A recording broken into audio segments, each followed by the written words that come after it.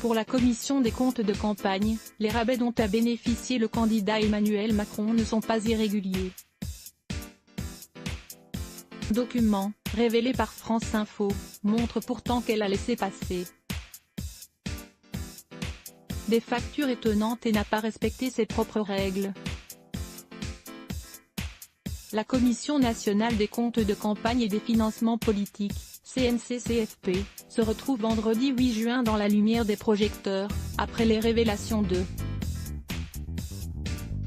la cellule d'investigation de France Info sur de nouvelles ristournes accordées à Emmanuel Macron lors de la présidentielle de 2017, sur ses comptes de campagne.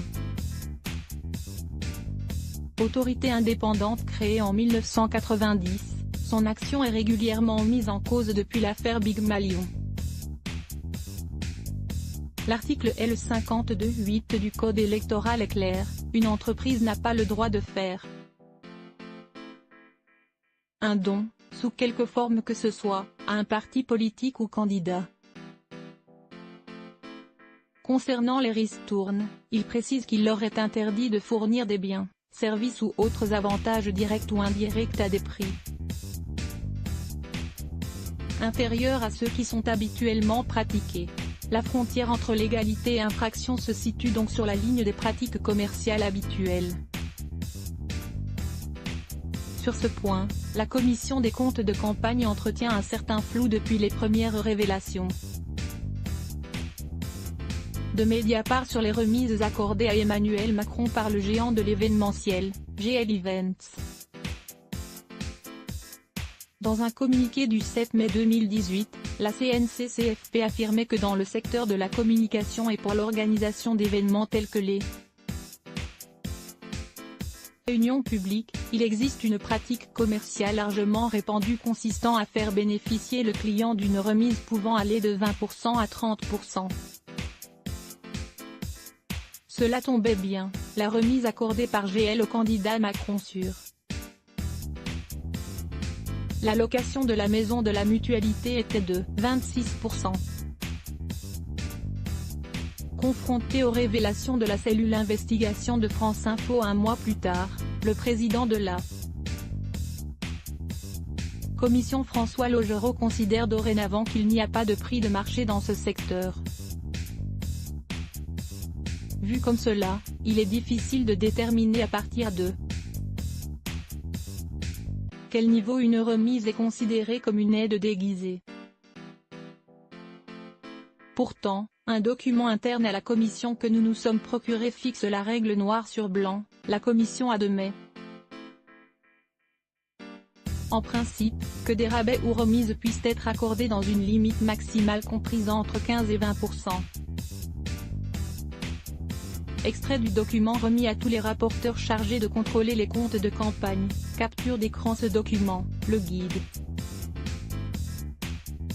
du rapporteur, est donné à tous les fonctionnaires, retraités le plus souvent, chargés de la vérification des comptes.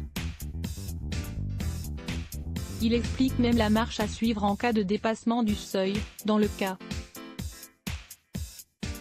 contraire, engager une procédure contradictoire pour rejet des comptes pour don de personnes morales. Jean-Christophe Picard, président d'Anticor, association de lutte contre la corruption, à qui nous avons présenté ce document, estime que la commission n'applique ni le code électoral, ni ses propres documents, donc soit elle est dépassée, soit elle n'est pas assez courageuse. C'est dommage parce que notre démocratie ira mieux lorsque chacun assumera ses responsabilités.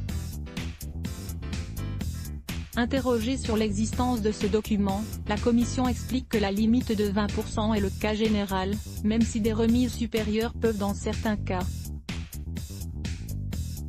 être justifiées, au vu notamment des justificatifs fournis.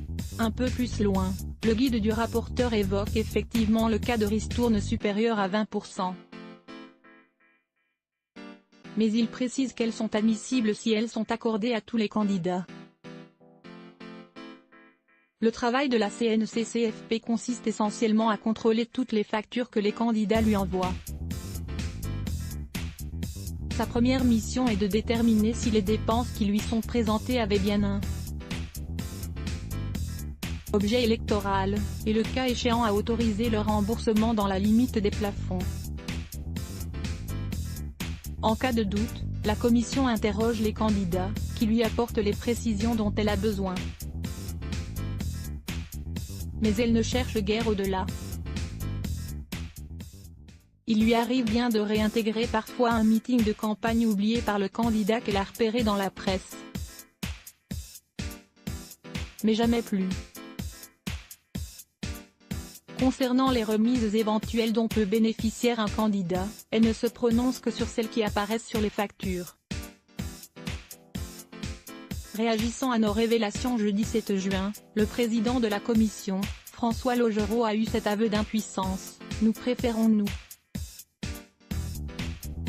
prononcer sur des remises qui apparaissent sur la facture, plutôt que d'en avoir négocié en amont. Celle-ci effectivement échappe à sa vigilance. La CNCCFP n'a aucun pouvoir d'investigation, explique Romain Rambaud, professeur de droit et membre de l'Observatoire de l'éthique publique. La commission des comptes de campagne, ce n'est pas l'administration fiscale, elle a des moyens assez faibles. Le problème aujourd'hui vient moins des règles qui sont quand même assez claires, que des modalités de contrôle. Nous avons retrouvé dans les comptes de campagne d'Emmanuel Macron des factures parfois étonnamment peu précises au regard de leur montant. Celle du Zénith de Toulon notamment. D'un montant de 27 679 €, elle a été réglée par En Marche qui a ensuite refacturé la location de cette salle à l'association de campagne d'Emmanuel Macron. Généralement la facture de la location d'une salle aussi importante, 8000 places, comporte des dizaines de rubriques détaillant toutes les prestations à la location. Parfois, les gestionnaires de salles fournissent le personnel ou le matériel technique. Parfois non, et c'est un prestataire extérieur qui les facture. Comment la CNCCFP a-t-elle pu valider cette facture du meeting de Toulon? À gauche, la facture du Zénith de Pau, très détaillée, fait 3 pages, à droite celle de Toulon ne comporte qu'une seule ligne. Capture d'écran, sa réponse laisse un peu pantois, le caractère succinct de certaines factures, pour regrettable qu'il puisse le cas échéant être, n'implique pas nécessairement de remettre en cause les dites factures, notamment lorsque la prestation est clairement identifiée, et attestée par de nombreux articles de presse. En clair, tant que le meeting a eu lieu, la commission valide les factures. Peu importe la réalité de la prestation. Les factures du Zénith de Montpellier ou des théâtres Antoine et Bobino étaient aussi minimalistes. Pour ces 2 salles parisiennes, notre enquête a montré qu'elles recelaient probablement 2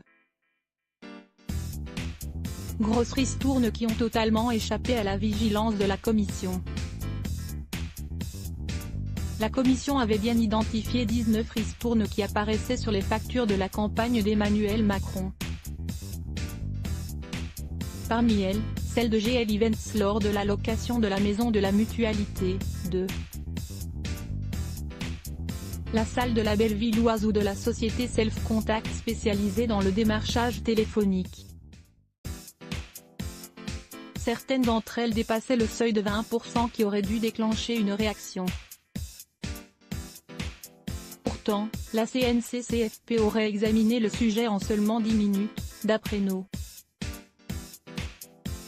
informations, lors de la seule réunion où il a été évoqué. Témoin de la scène nous a raconté, ça n'a suscité aucune discussion particulière. On a énuméré les ristournes, et nous sommes passés au sujet suivant. Suite à cette réunion, la commission va demander aux entreprises concernées d'attester que leur rabais pour le candidat Macron faisait bien partie de leurs pratiques commerciales habituelles. Toutes vont l'attester par courrier. Jamais la commission ne demandera des précisions supplémentaires. Si la commission a bien demandé des précisions sur certaines ristournes, il y en a d'autres qui ont échappé à sa vigilance. Une facture acquittée par En Marche pour une soirée à Lyon sur une péniche comportait pourtant une remise supérieure à la note finale, 1100 € de rabais pour un total de 996 €. Interrogé sur ce point, le président de la commission, François Logereau admet une erreur: « Nous ne sommes pas infaillibles ». En revanche, la commission n'a parfois pris en compte qu'une partie des rabais apparaissant sur une facture. C'est le cas de celle de la société Uridis pour le meeting d'Arras le 26 avril 2017. La CNCCFP a bien tiqué sur une remise indiquée comme exceptionnelle de 2 900 €. Mais étonnamment, elle n'a pas comptabilisé toutes les prestations offertes ou minorées indiquées sur le document.